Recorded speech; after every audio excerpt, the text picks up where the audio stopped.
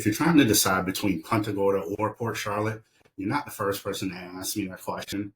It's probably one of the most common ones I get from the buyers that are relocating from New York, New Jersey, or Illinois.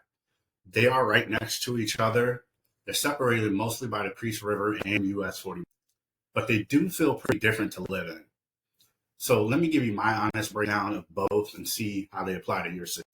So before we get into it, I just want to let you know that my team and I specialize in exactly this kind of relocation. And we work with out-of-state buyers coming from the Northeast and the Midwest who are thinking about moving to Charlotte County. And helping figure out which area fits your life is a big part of what we do. So if you like to talk about your priorities and your specific situation, your budget, and your timeline, there is a link in the description that takes you to a free call with me. Okay, now let's talk about what makes sense about these two different places and which one you might prefer. All right, so let's talk about the geography first. So Port Charlotte and Punta Gorda are two main population centers in Charlotte County.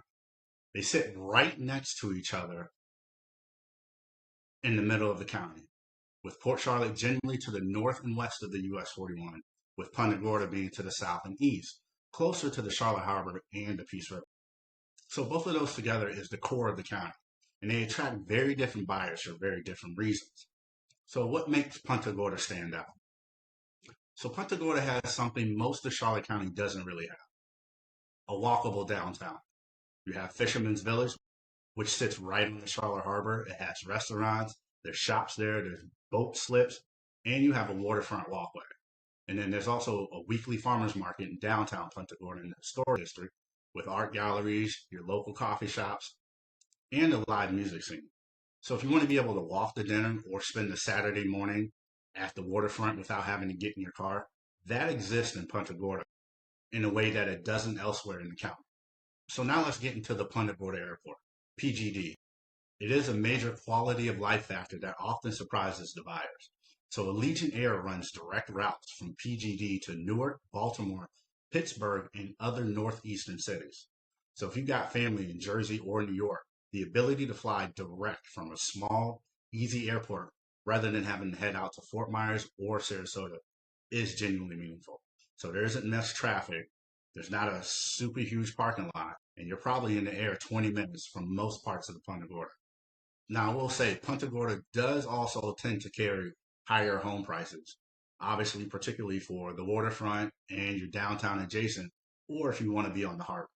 So you're paying a premium for the lifestyle and the location you want. But for a lot of people that relocate, they feel it's totally worth it. Now, when it comes to Port Charlotte, obviously it's a bit more larger, more suburban, and generally more affordable than Punta Gorda, in some parts, obviously.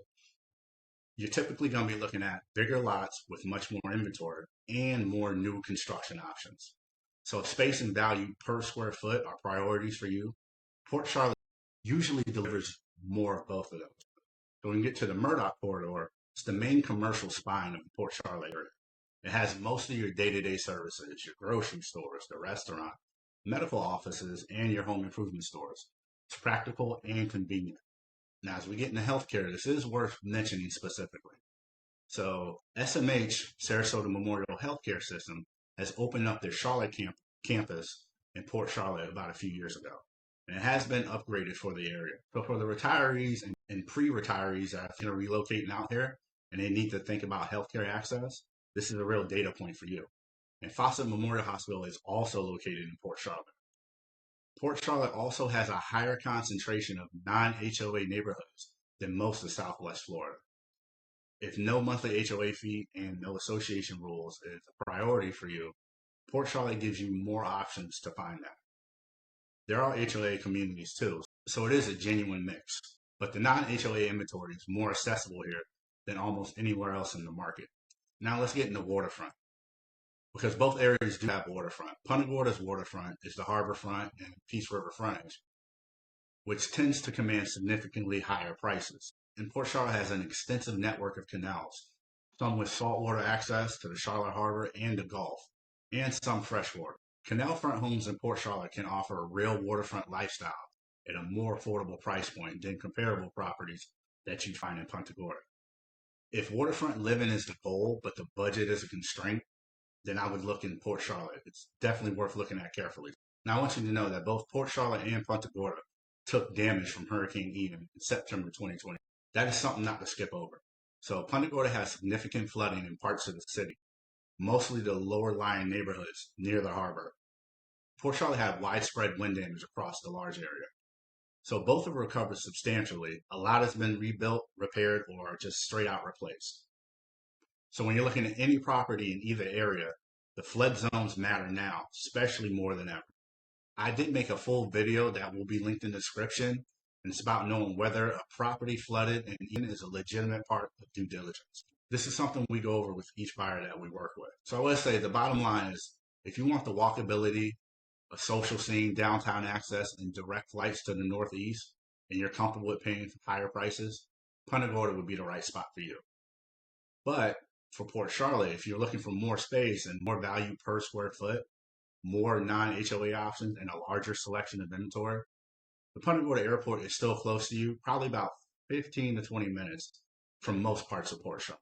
Neither one is worse than the other, or neither one is better than the other. It just really comes down to what you envision for your day-to-day life when you come out here for retirement. So if you're at the stage where you're seriously comparing these neighborhoods and you want somebody who knows both areas pretty well, which includes the flood zones, price trends, which neighborhoods may be right for you, that's what we do. So you can book a call. The link is in the description. It's free, no pressure, and it's pretty useful whether you decide to make a move here or not.